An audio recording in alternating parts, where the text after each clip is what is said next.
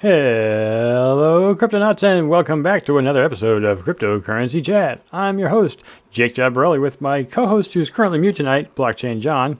He will be running the show in the background, showing things on Twitch, and anyways. This is episode 495. We're getting really close to 500. Coming up tomorrow. If you don't know about it, we got Polygon. Can't remember the guy's name, but we'll talk about it at the end of the show. It is March 8th, 2023, and just so you know, this is International Women's Day. That's what today actually happens to be. I just saw a funny joke, and I mentioned this real quick. A funny joke that International Men's Day is on November 19th, and you know what? It's also on November 19th? International Toilet Day. I don't know why that's funny. Anywho, let's get on to the news. In the news, we have Mt. Gox creditors have until Friday, this coming Friday. That is 2 days away if you're watching this. Well, actually, you're going to watch it tomorrow since we don't release until the following day after we do this. Anyways, so on Thursday, you have 1 day until Mt. Gox has it to basically file its claims. Former customers can recoup up to 90%. Hey, that's even less than Celsius. Under the rehabilitation program. The rehabilitation trustee for the collapsed Japanese Bitcoin exchange. Now remember, this was years ago. Mt. Gox has not been operating for like a decade. So this is, it's funny that it took them this long to get to this point. But, the original deadline was January 10th, but it was extended 2 months back in January. Yes, it will be more than sell. That's correct. So, creditors have the option to receive repayment as a lump sum or as cryptocurrency repayment, bank remittance, or remittance through some kind of money transfer service. As they said, 90%. I guess that's better than nothing, considering how long they've been waiting for this. In early 2014, the exchange filed for bankruptcy after suffering a loss of 850,000 Bitcoin, 750,000 Bitcoin belonging to customers, and 100,000 of which belonging to the exchange. Altogether, at the time, it was worth just about $500 million. Today, it's worth almost $20 billion. So, yeah, it only seems like it's more because of what it is today. But think about it. If you were one of those people who just lost one of the Bitcoins, that would suck. But if you lost, 100,000 Bitcoin from that thing, if you're one of those whale customers, oh my goodness, I totally feel for you, man. No matter what. It's worth more now, but it was worth even more not that long ago. 3 times what it's worth right now. Statement said after the loss, there's a high probability that the money was stolen by hackers. CEO Mark Karpelès attributed the loss to weakness in the company's IT security. Does that mean that you take the IT security out in the back and shoot them? Sorry, you guys failed. You just lost the company $500 million. And now, actually it's not 10 years later, but 9 years later, it's $20 billion. Yeah, well, it's been a long time. But it looks like they're figuring out some way of getting that money back, which is great. So it was this massive, massive crash. In fact, it's funny because I had just gotten into Bitcoin at the time. And so I was just barely becoming aware of this hack, which of course, Bitcoin at the time had been around for 5 years. So anybody who had gotten their Bitcoin at, 4 or 5 cents a coin, I'm guessing they weren't too disappointed that they lost whatever they had. I mean, if I paid 10 cents a coin, it's 17 billion today, but if I paid 10 cents a coin on a Bitcoin, in the very, very, very beginning, and I had like maybe 1,000 of them, yeah, you'd be disappointed at what you potentially lost, but you didn't really lose more than, $100 worth of coin. So, 26,000 Bitcoin for a pizza, right? Anyways, so Mt. Gox is going to have to file the repayment claims that people are going to get their money back. Hopefully those people do. Moving on to the Fed chair ponders potential digital dollar to send Bitcoin to zero? What? Congressman Lynch is worried about the CBDC's impact on crypto. Federal Reserve Chair Jerome Powell said he wonders why most cryptocurrencies currently have any value at all. Well, you know what? I wonder the same thing about the U.S. dollar, because since the 1970s, we've been off the gold standard. How does the U.S. dollar even have value? Oh, it's because of the promise for the U.S. government to pay you in gold, which they're not going to do because they haven't done. The whole point of a promissory note, which is what a fiat bill is literally equal to, is that it is valued in gold bullion or silver or something else. And we have not been on that standard for longer than my lifetime. So it's not something that people can even do. It's really kind of disappointing. In any case, why is it that he thinks he's pondering? Remember, this is just pondering. It's just like, thinking out loud. The digital dollar would send Bitcoin to zero. I think he's wrong.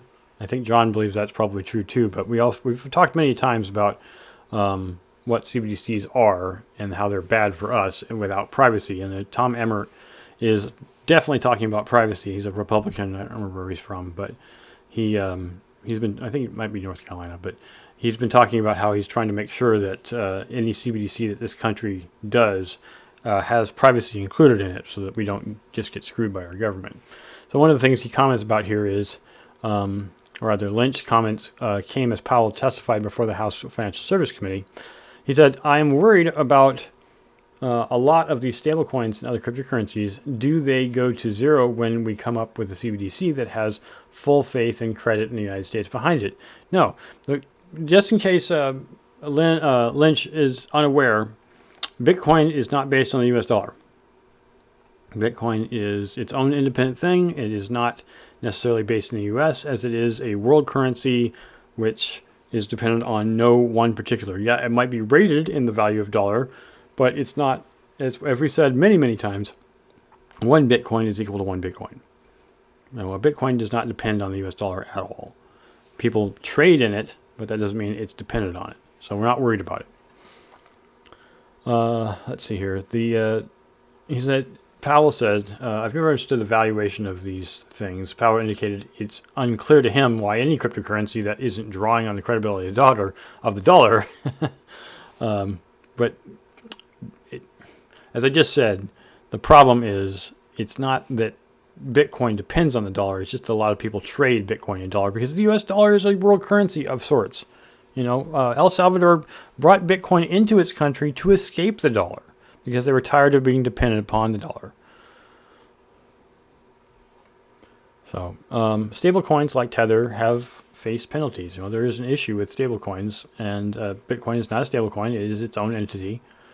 In fact, I don't think there's even any stable coins based on Bitcoin as of right now. It's all Ethereum or other altcoins. So, this is just pondering aloud. Basically, Powell and Lynch are pondering what they think will happen to Bitcoin and other coins when a CBDC developed by the U.S. federal government comes into being. I think there's going to be a lot of kickback, and there's going to be plenty of people who are just like, this is dumb. Go ahead and use your thing for, people on disability or Medicare, Medicaid, fine, but we're going to stick to our Bitcoin because we know it's worth more. And it's even though the market does shift and Bitcoin itself price does shift, like I said before, Bitcoin equals one Bitcoin. Just because the value of the dollar changes with respect to Bitcoin doesn't mean the value of Bitcoin changes. No one should be basing the value of Bitcoin on U.S. dollars, but I know a lot of people do. In any case, not worried about this, and whatever they think with Congressman Lynch thinks about CBDCs, I don't believe his opinion is fact in this case. So I'm going to move on to something about Binance here. Yeah, exactly. Say no to CBDCs. Binance US cleared to buy Voyager assets as judge dismisses the Securities and Exchange Commission's objections. U.S. bankruptcy judge Michael Wiles has given the Binance US the green light, but the deal is not yet final. So you may remember Voyager Digital was dependent upon Three Arrows Capital. Three Arrows Capital went under. Voyager Digital assets declared bankruptcy The judge approved the process, and SEC objections be damned. Bankruptcy, Crypto Voyager had to sell its assets, or sell its distressed assets to Binance. I don't think this is wholly wrong, as we've seen when you compare FTX or Voyager or Celsius to Binance. Binance is really the only company that has managed to stay strong. It's one of the largest exchanges. It's been the largest exchange for a very long time. And fortunately, it has not failed, even if the Binance Binance stablecoin is being decommissioned. So it's I'm guessing if we look at it from a legitimate standpoint, where else? I mean, the U.S. government doesn't want to have anything to do with coins other than its own CBDC, but so it doesn't really want to keep any, Bitcoin, Ethereum, etc. So I think this is probably part of the reason they're looking at Binance as taking over Voyager. But remember, it's Binance US that's taking over these US associated assets. Binance US is the American affiliate of Binance, the world's largest crypto exchange, as I noted before. Caters to US customers, but can claim that it is run independently from Binance. Sure, I'm sure it is, just like TikTok is independent from Chinese TikTok. In late February, the SEC added that it believed Voyager's VGX token may be an unregistered security. The regulator also said that the transactions returned to assets to U.S. customers may violate its rules against the sale of unregistered securities, thereby calling Binance U.S. an unregistered securities exchange. These guys just get it straight already. Anyways, crypto broker Voyager went bust in July, as we noted before, last year, revealing it had a massive exposure to the failed crypto hedge fund Three Arrows Capital. So, yes, as was so many other things, exposed to all kinds of financial downfall because everybody was basing the value of their coins on their own coins. Stupid is as stupid does. All right, moving on. I know we're moving pretty fast, but I don't have as much commentary from John. Maybe on Sunday he'll feel better. Thank you, John, for running the Twitch stream so everybody can weigh in and watch. Really appreciate that. So, next article is regarding esports giants TSM. According to esports giants, TSM forges ahead with Web3 gaming on Avalanche. I'm really excited about this. We talked about this now, it was like 2 weeks ago with Crypto Grady with his deal on, DeFi Kingdoms. And we've actually done a how-to on DeFi Kingdoms. I admit I haven't processed it full. There's a lot of little hoops to have to jump through. It's kind of annoying. But that's not what this is about. DeFi Kingdoms is slightly separate from this. So Team Solo Mid will host tournaments on Blitz Esports Avalanche subnet.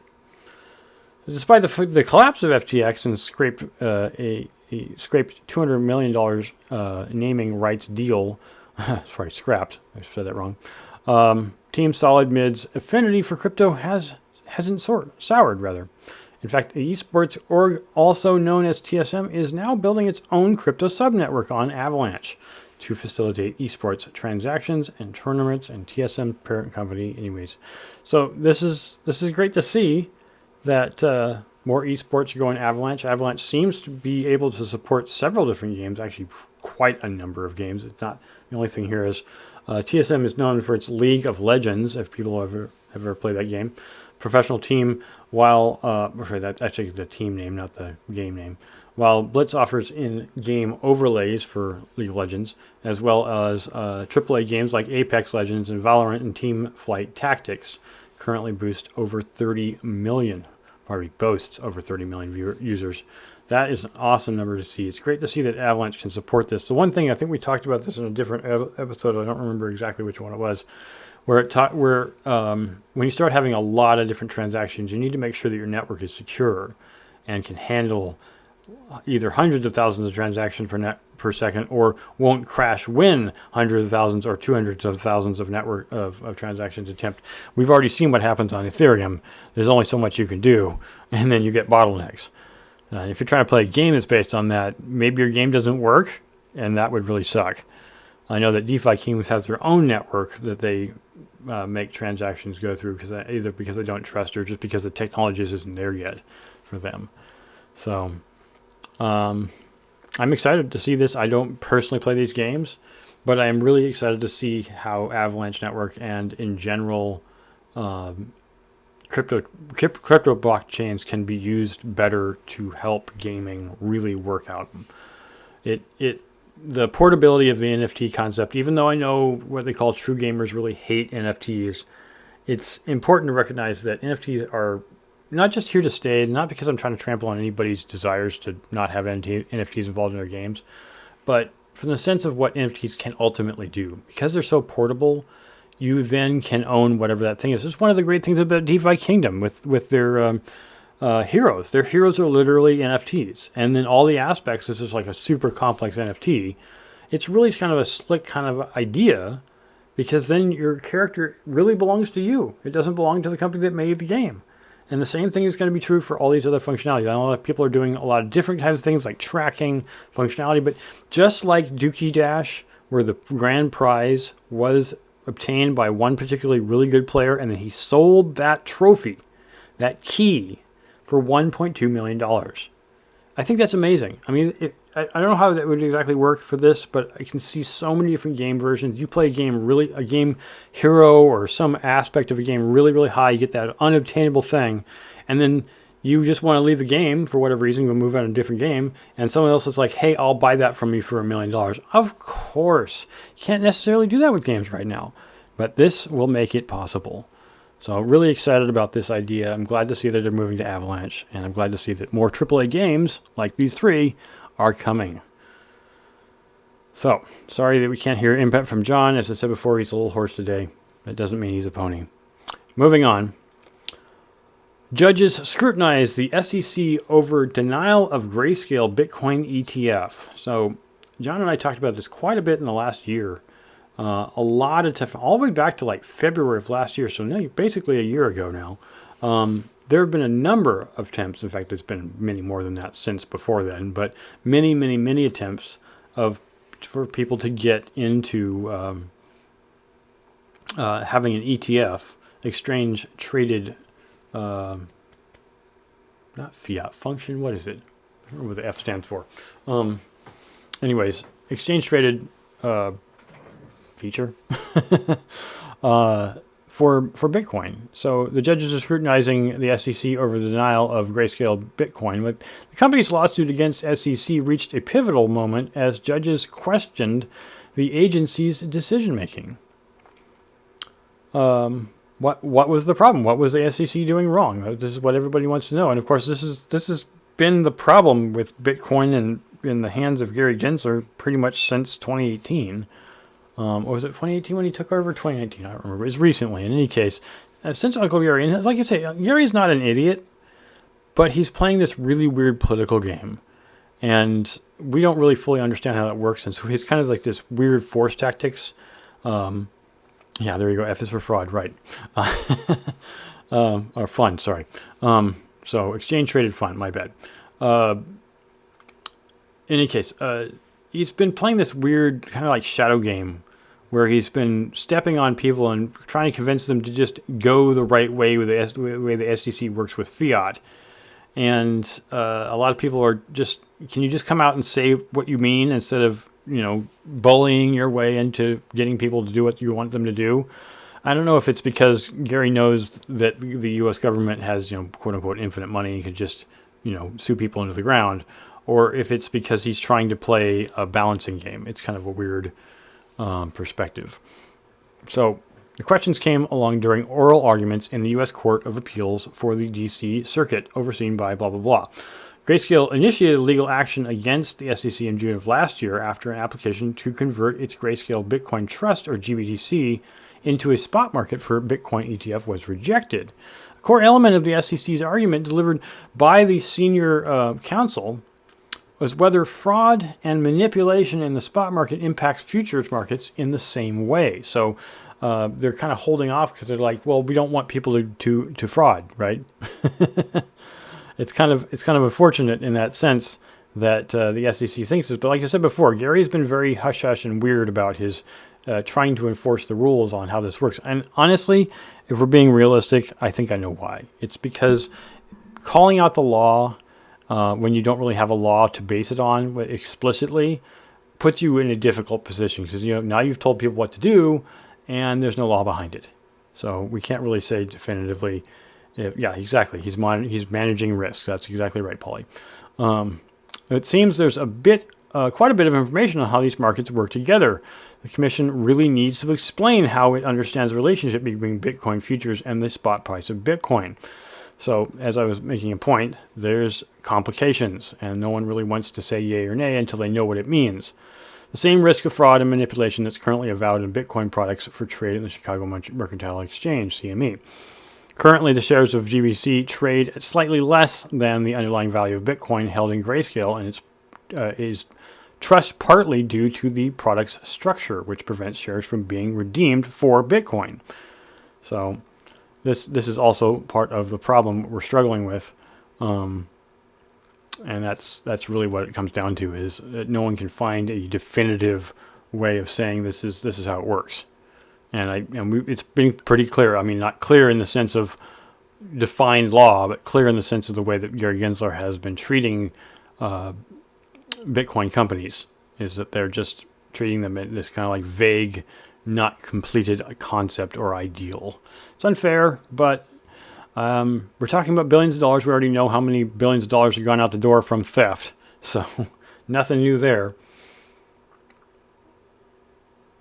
Exactly, John. Right, that is true. Paying premium for higher price of Bitcoin. Yeah, I agree with you, Paulie. All right, they're going to the last article, which is Jack Dorsey's block reveals plans for Bitcoin mining development kit.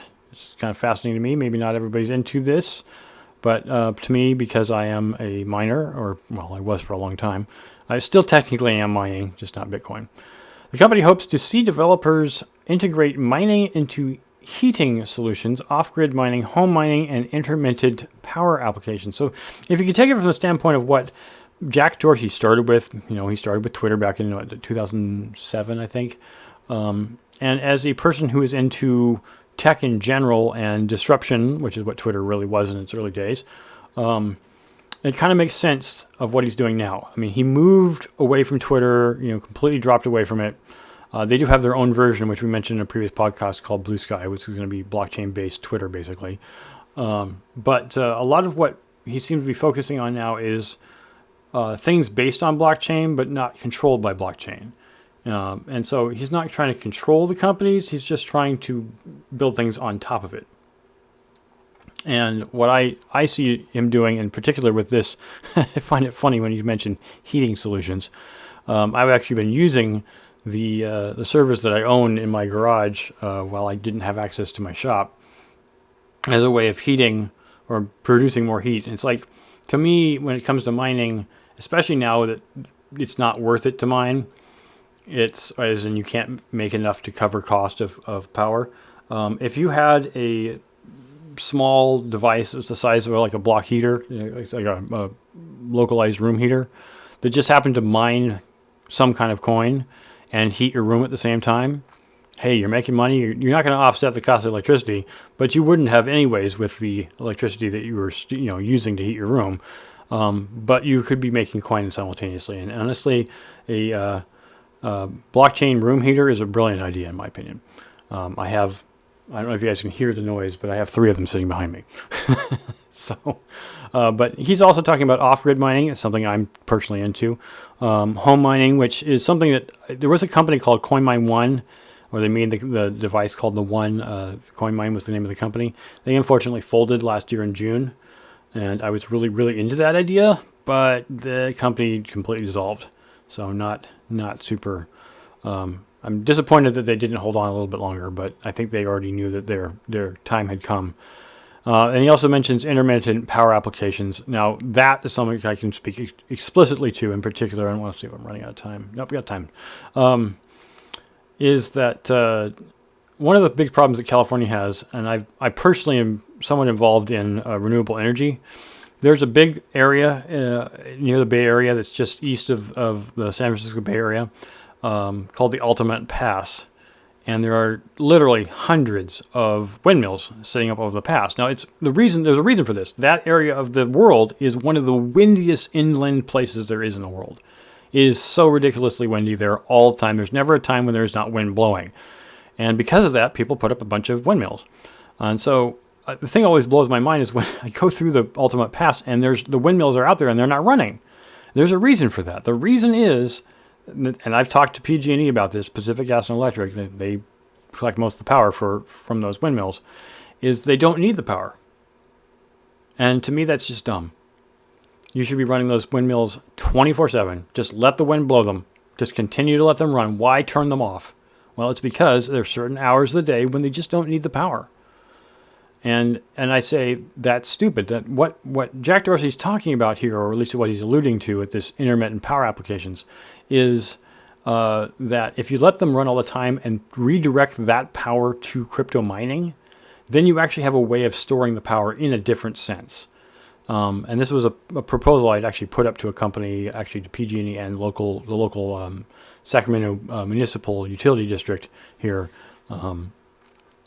to try to convince them to say, look, if we just turn all the solar on, turn all the wave motion, turn everything on, I'm not talking about non-renewable sources, but in particular the windmills, then we could actually use that power for something that is mining, literally, supporting the blockchain, securing the blockchain.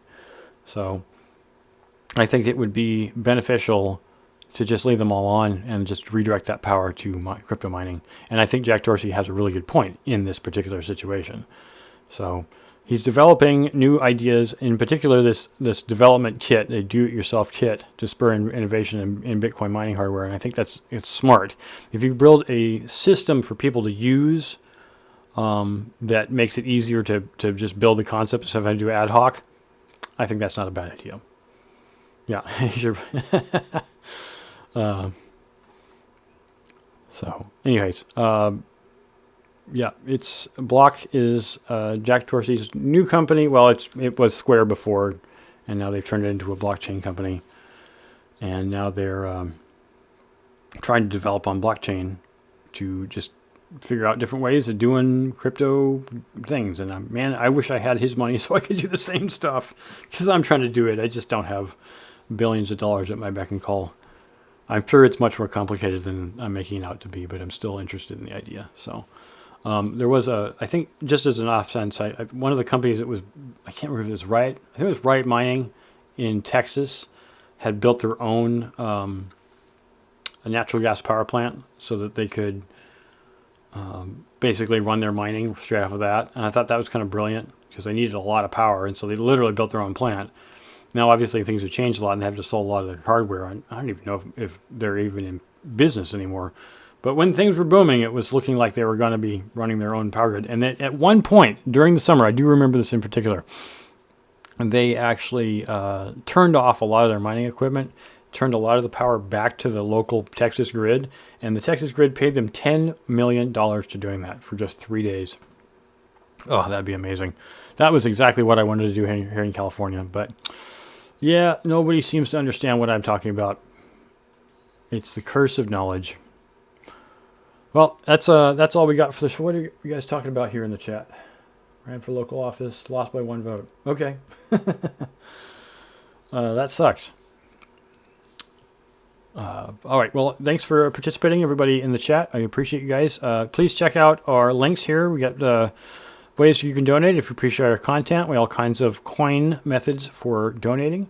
We also have all of our social media at the bottom of the list in the coin tree. You can obviously donate to Patreon. Actually, let me just talk to Patreon real quick.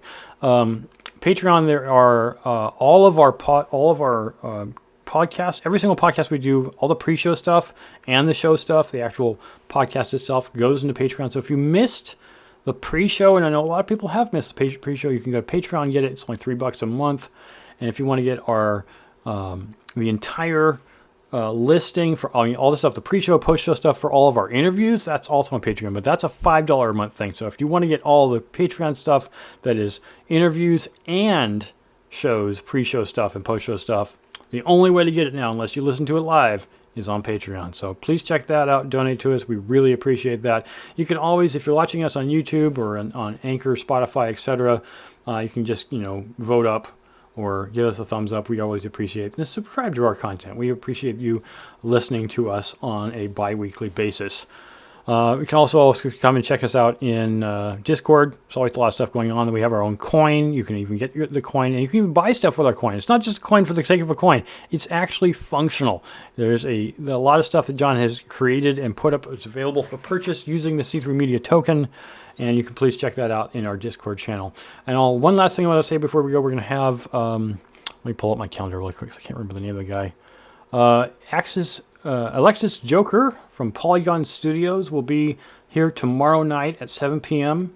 And then, of course, the rest of the month, and falling off even into April, we will have every single Thursday at 7 p.m. Pacific, more guest podcasts. Last week we had, what was his name? Louis Alexio of Brick PC out of Australia in Melbourne.